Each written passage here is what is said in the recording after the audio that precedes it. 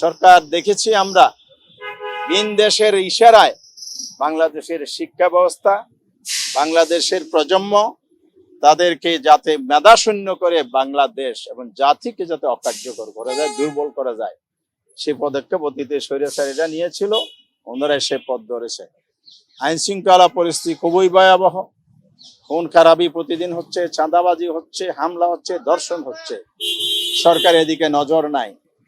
এবং সংবিধানের 59 নম্বর ধারায় বলা আছে রাষ্ট্রের প্রশাসনিক কাঠামোগুলো সর্বস্তরে নির্বাচিত প্রতিনিধি দ্বারা পরিচালিত হবে।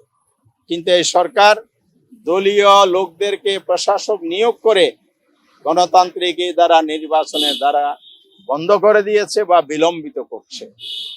এই দাবিগুলো নিয়ে আমরা জনগণের কাছে যাব, যাতে গণভোটের রায় বিলম্বে বাস্তবায়ন করা হয়। আর প্রাসঙ্গিক জনবান্ধব এই দাবিগুলো আমরা সেখানে আলোচনা করে সিদ্ধান্ত নিয়েছি। সরকার যদি দাবি পূরণ না করে, সংসদে সমাধান না করে, 11 দলের উদ্যোগে আগামী শনিবার 4 তারিখ ঢাকা রাজধানী বায়তুল মোকাররমের উত্তর গেটে বিকাল 5টায় আমরা বিক্ষোভ সমাবেশ এবং মিছিল করব।